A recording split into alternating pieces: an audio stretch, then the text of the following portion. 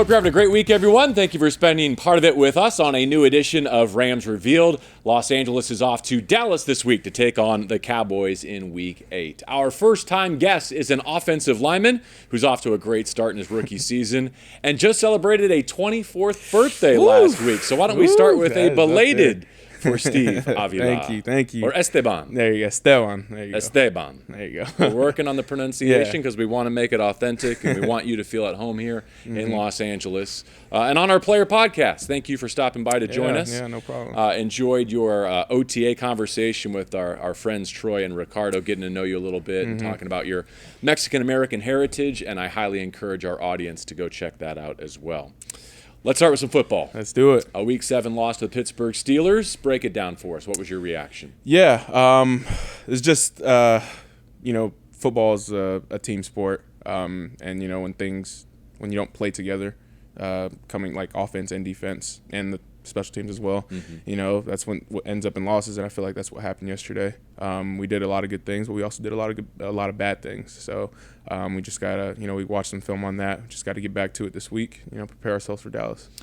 And the early part of the week is a lot about looking at the individual component, about how you played individually within the collective unit of the offensive line, within the all-11 perspective of the offense. So let's zoom in there. How did you play against Pittsburgh? What were you pleased with? What could you do better? I feel like there's always stuff that I could do better, every game. Definitely just being more focused on, the type of blocks we have. And they brought a lot of blitzes.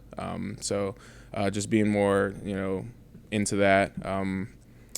For the most part, I feel like I played a pretty good game, but, it can always be better. I never like to make Monday after a loss doom and gloom, right? Yeah. It's a marathon, not a sprint. And so one thing that I thought brought a smile to a lot of people's faces that I want to review with you on this episode of Rams Revealed was your spike on the 2-2 Atwell touchdown. How would you grade it? Was it your first in the NFL? It was my first spike, Okay. Yes. So it's funny because me and Puka always talked about when he scores his first touchdown that he's going to give me the ball and spike it. But you know what he did? He chucked it into the stands. And that's what he did. But, I'm glad I got it out of the way. It was pretty fun. Okay, so you mentioned Puka. I wasn't planning on going here, but I do have a photo. Yeah, I need to work on my form. Of the spike. I got to work on my form. And I think I've picked out the wall here in the facility where we can display this. But since you mentioned Puka, if you guys have talked about this, then why is he in the background? He looks a little upset. Is it because Tutu gave it to you and Probably, he didn't get to? Probably. Is that it's why? funny. So I walked up to Tutu. I was just, good job. He was like, you want to spike it? I was like, yeah. So I got the ball and I just threw it on the ground. So that was totally ad-lib. That didn't come from the practice field? Nope. We did not talk about that. I do love this about it, though. If you were to sort the Rams roster from lightest to heaviest or heaviest to lightest, who are the brackets on that list? Oh, man. I think me and Alec are up there. It's probably Tutus at the bottom. It's you. I mean, it's you. Woo! You are two tutus. And then some. And I know you take pride in that. Probably a couple miles per hour behind Tutu. If we want to throw it out there, too, if we're running full speed. I'm at about 16 miles per hour. We'll put in a line of next-gen stats and see how that comes out. Truth, though, who do you think Stafford was really throwing that football to? Kupp or Atwell? Oof. I think he knew both of them were going to be down there. So he just... Two good options. Yeah. It was a good throw and a good catch. So, not your only celebration this season, though. I think Rams fans have already come to know and love the Avila leap. I'm going to trademark that. Okay, so Kyron's touchdown against the Niners was the first time I saw it. Maybe you did it before, but that's where your pure joy just shows up. You were showing me some pictures on your phone before the show. Yeah. This is something you've kind of done since TCU. Yeah, man. So that play, it was a screenplay, and just knowing that you made the block, to score. Coleman was there as well, so he did a good job on that too. The whole offensive line did a good job with Sutherland and Kyron scoring on that, but I went to go block my man, and I could see that he was right there, and there was no one else behind me, so he ended up scoring. So I was like, it's just, you can't recreate that feeling, man. It's just an awesome feeling. We've already had a lot of great visuals on the show with Steve. To those who are listening to the audio version of this podcast, highly recommend circling around to YouTube so that you can see what we're talking about. We have great video of the spike. The leap, I don't know. We might have to lean on some still images, and here where it's not fair to you is because I think some of those shots, those snapshots in time were before you had reached. Yes, like, your, I know. your full You got to get a vertical. couple more frames afterwards because I think we joked about it as a credit card swipe. You can slide a credit card and there's a couple centimeters off the ground. Yeah. Well, here's hoping you've got occasion every week Yeah. to do the Avila leap. Do you miss playing center, or do you see yourself settled in as an NFL guard? Oh man, I want to be available, wherever. But playing center was fun, and I know that there's more steps to doing that in the NFL. And I know I want to prepare myself for whatever. So maybe this offseason I can start understanding a lot more of the offense. So I can be reliable. I want to be reliable. I want to be an asset to the offense. So if my name's ever called to play center, I want to be able to do that for the team. But it sounds like what you're saying is breaking in as a rookie, there's less on your plate, and you can leave a lot of that pre-snap stuff to Matthew working with Coleman Shelton while you settle into your role. For sure. And like a lot of that too is just the leap from college to the NFL it wasn't huge, but more for there's more steps again, like in the offense, like with calling stuff, and just things are done differently. Because I remember like in OTAs, man, like it was a lot. But I've made a lot of progress. That's definitely something you can always be happy about. I feel like I'm getting better every week. So, yeah. When I passed the clipboard, did you take a look at my notes? I didn't. It's literally my next Okay, question. there you go. Look, it says right here.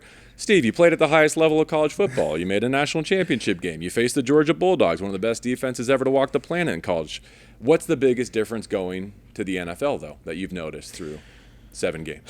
Everybody's good. A lot of people have their one thing that they're good at, and I feel like that's when you watch film and you understand your opponent. That's when you can take advantage of a lot of stuff.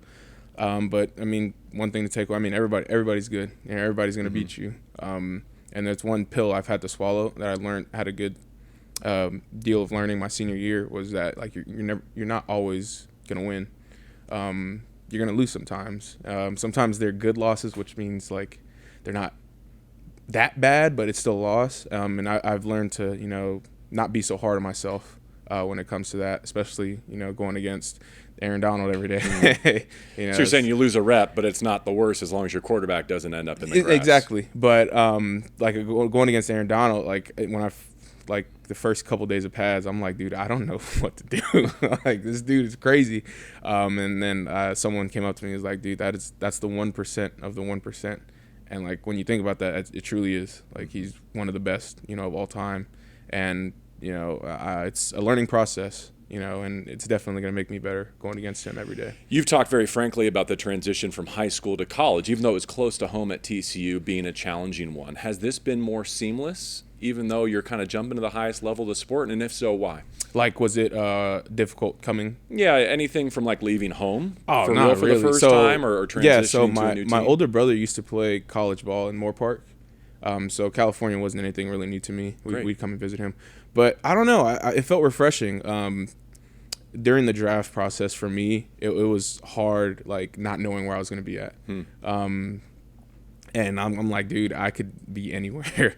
But once I heard like the Rams in LA, I'm like, I have nothing to complain about. You know what I mean? Like, it's a good coach. There's awesome coaches. Matthew Stafford's here, Aaron Donald's here, and there's a lot of good players here, and it's just an amazing place to be. So it wasn't really that hard to come live in LA. You know what I mean? So let's talk some coaches then, because you come in and you arrive with a new position coach for the Rams as well, Ryan Wendell. I think Wendy, kind of his name around the building. What can you tell us about him and the impact he's had on this team so far? Man, he understands the game. He's played with the Patriots. Technique is a big thing to him, and I feel like, again, like if you look back at OTAs, I know for myself, like I've learned a lot from him. I've learned a lot from a lot of the other players too. And I feel like that's why I've, developed into, what I am today. And again, like there's a lot more on the plate. So continuing to do that. What about Mike Munchak, who's here kind of as a consultant, to have a Hall of Famer in the building who's played your position specifically? Have you guys had some one-on-ones? Oh, yeah, for sure. After the Philadelphia game, he gave me a lot of pointers. Man, there's always something you could fix on film. And he definitely, helped me out a lot. He's played the game. He knows a lot of things. It's always helpful having someone like that in the room. So I'm always thankful for that. So they're looking at your film in private. There's another former NFL offensive lineman who's caught a lot of our attention. That would be Brian Baldinger with his videos where he's called you rookie gold. What's it like to go from a pretty bright spotlight in college football at TCU to now being on Front Street in the National Football League and having everyone in the football community see your cut-ups? Yeah, man, it's an amazing feeling. I mean, it's crazy because, like, in college, here's another thing that I didn't bring up. In college, there's so many teams in college, you know, and you could be a good player, but a lot of times, like, there's just so many, like, teams. Here it's only 32, right?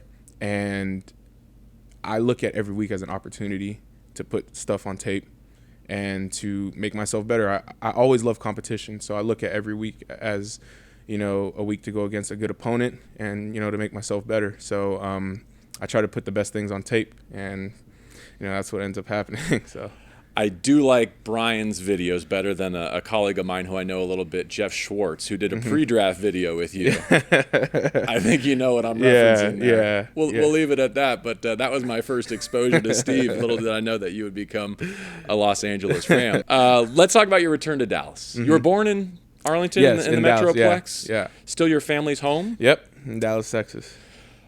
Parents and siblings? Yes, I have 8 siblings, so yeah, I know. Okay. And you went to South Grand Prairie High School, like less than 10 miles away from Cowboy Stadium? Yep. Was that your football fandom growing up? Not really. So my family liked the Cowboys. I didn't really, like, have a team, but dude, even, like, being in high school, there's so many Cowboys fans. It's, like, crazy. But, you know, actually, it kind of made me, like, not like them. It's just the way, you know, people are. But I do respect them, you know, as a team and an organization. But it's going to be awesome, you know, being able to come back home. TCU, is that a desire to stay close to home then? Yeah, or was it just the best available option for you? Yeah, I knew I wanted to stay in Texas. Part of it was just not wanting to leave home. You know, I took college visits to Texas and Baylor. Then I visited TCU, and, you know, it felt like home to me. So what is the ticket request like this week? Is it college buddies, family? Oh, man, I haven't even sat down and counted how many people are coming. But there is a lot. You know, I definitely want to have as many people as I can, because it's just such a surreal experience. Like, so I've played there in college twice. Right. I mean, I played there in high school twice. Played there in college one time, and it's just, I don't know. I mean, you're in the NFL, man. You just want to have, you know, your closest one there, you know, to see you on the field. So. And to be playing against a team that has a star on their helmet. Yeah. Like that's a different vibe. This was an amazing connection. And correct me if I had this wrong, but Robert Young was your high school coach? Yeah. Coach Young. So, funny story about that. I brought this up so many times. He was the first person to call me Steve, and that's why a lot of people call me Steve, because he couldn't say my first name. Gotcha. Yeah, he was like, I can't say that. I'm going to just call you Steve. And from there, just took off. So he's a defensive lineman by trade. Former Los Angeles Rams draft pick, 5th round 1991, played a handful of seasons before being traded to Houston.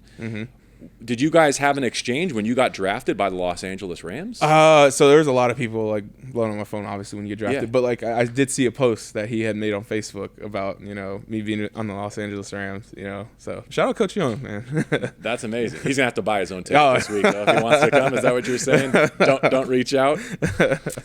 All right, let's get to our closing segment each week. We call it 3 and Out. And the bit here is I've got 3 more, you know, a little bit off the field type of questions for you. If you answer them all correctly, there are no wrong answers. I'll make a donation to the LA Rams Foundation on your behalf. Sound good? All right, let's go.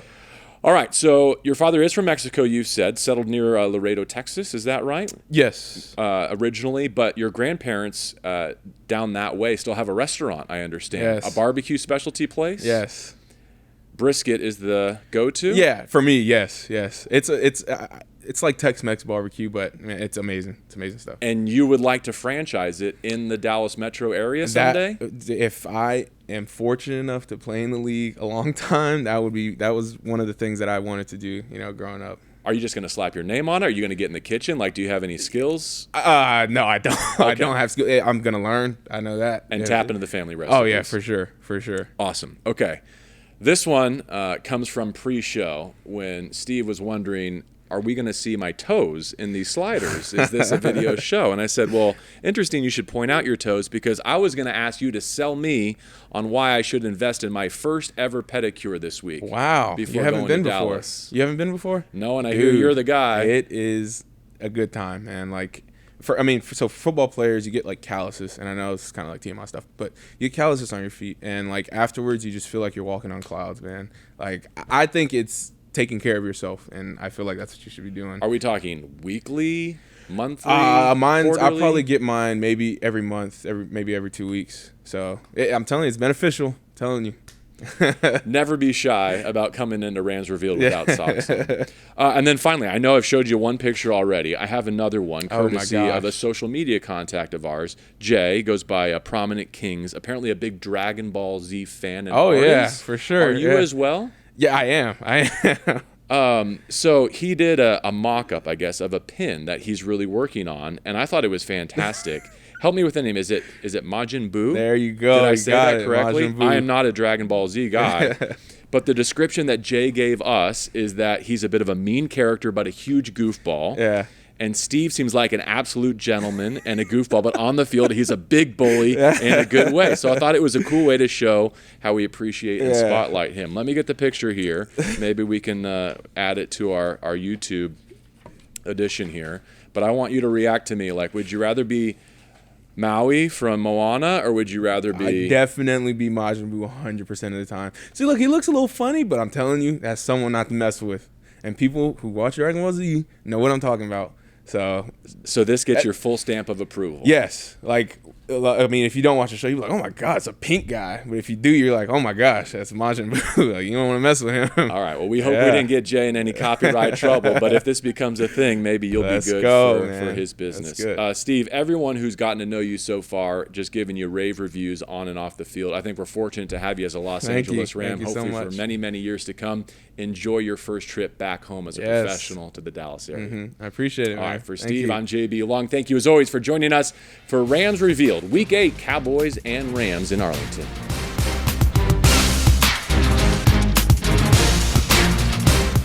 Thanks for watching. Make sure to like and subscribe so you don't miss out on our videos.